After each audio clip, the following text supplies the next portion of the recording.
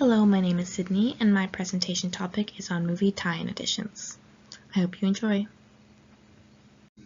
So, what is it? Movie tie-in editions are books that can be released or re-released with the movie to help promote the new film. An example I used in the introduction is 50 Shades of Grey, a well-known movie in pop culture. The original cover was a dark gray tie, and the movie tie edition is two actors in the movie, Dakota Johnson and Jamie Dornan, with a subheading, Now a Major Motion Picture. You might be thinking of different examples in your head, but movie tie-ins have had a history beyond contemporary times. Reprinting books or creating a new edition was not a new concept. It was frequently done as early as the 1890s with well-known plays. However, movie tie-in editions started in the early 20th century with silent films, and they were called photoplays. Some examples can be seen here to the right. The Beloved Vagabond from 1925, Old St. Paul's from 1924, The Passionate Elopement from 1929, and Eugene Aram from 1925. The covers were always printed in cover, however here they are pictured in black and white. The name photoplay can also be used to describe a film script or motion picture. I will view it throughout this presentation as a movie tie-in edition of a book in the early 1920s. Early years of photoplay editions have not been studied extensively.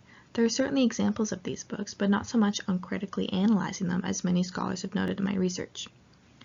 However, a very popular photoplay series is the Reader's Library photoplay series by the Kane brothers. It was a collection of cheap paperback books published in the 1930s that were reprints of classic plays and films. Specifically, they were known for being cheap and accessible due to the fact that they were targeting a mass audience.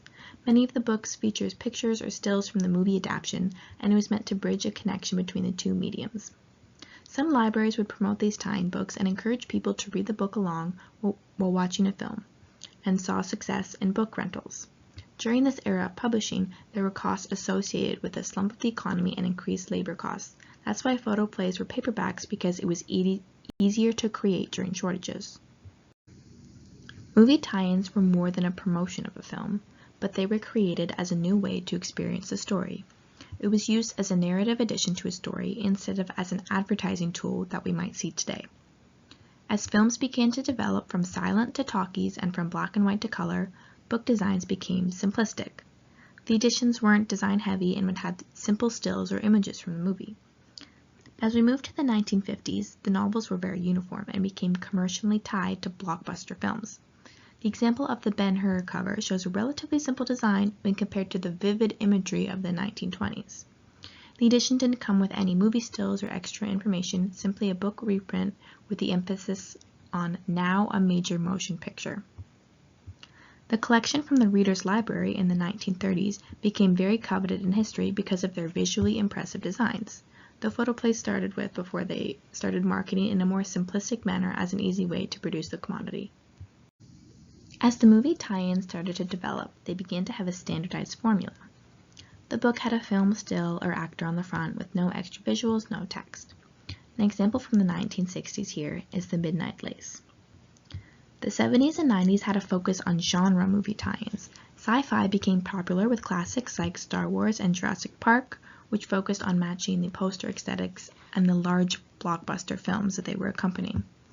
In the 2000s, movie tie-ins continued to develop and refine themselves. Now they match the tone and aesthetic and color palette of the movie as a way to encourage the audience to watch the film and buy the edition. They have become more of a marketing and merchandising technique as opposed to the early 1920s, 1930s new experience of understanding the story. Some of the larger franchises like Star Wars, Jurassic Park, and Harry Potter have expanded through just tie-in editions of books to toys, especially Legos, that all contain the same branding and characters seen in the films. A successful example can be seen here of a movie tie-in edition is Twilight. So the original book for Twilight was published in 2005 and made it onto the New York Times bestseller list. With the success, they decided to turn it into a movie in 2008. The original cover had a quite simplistic design, two pale hands holding a red apple. The movie tie-in is very different, with Kristen Stewart and Robert Pattinson, the two leads, as a center, with a large title and supporting cast below. This version also includes film stills and extra content for the readers besides just the text. It maintained a dark and twisty theme with the storm clouds, but showcased the beloved cast and their iconic roles. In the original cover, the contrast of the apple was supposed to catch the reader's eye, but the movie tie-in, the title is the eye catcher. The series had already made a name for itself, and there was less focus on design and more on selling the popular series. Here we can see a similar type of successful movie tie-in with 50 Shades of Grey. It starts with a simple design, an inanimate object, a gray tie on a gray background, with the title in small print at the top for the 2011 book. The movie, released in 2015, had a tie-in edition with the actors in a tense and romantic pose, with the title large and eye-catching. The tone was kept the same with the shadowy picture of the pair, but highlighted the movie with a bold red text, now a major motion picture. And we've seen this theme throughout the many movie tie-in editions from the very beginning. And a little fun fact, if you didn't know, but 50 Shades of Grey started as a fan fiction work for Twilight, but became its own separate piece. Here's an example of an unsuccessful movie tie-in, The Great Gatsby. The Great Gatsby was a book originally published in 1925. It had a unique and renowned cover. The eyes were a main part of the cover with deep symbolization in the book, and it had great importance to the author F. Scott Fitzgerald. The tie-in cover, while featuring the movie cast, may be common, as we've seen with other popular editions. It doesn't quite work for this 2013 movie tie-in edition. Highlighting the cast lacks the same tone and sophisticated prose the original book has. It is criticized for being too commercial and too Hollywood and missing the point of the book. Due to The Great Gatsby's reputation as a fantastic piece of American literature, some booksellers refuse to sell this edition that used its celebrities to help sell copies. Overall, the cover didn't come across the same way as the other ones. It came across as too gaudy and too much, and it overshadowed the iconic look of the original Great Gatsby. Briefly, my thoughts on the matter.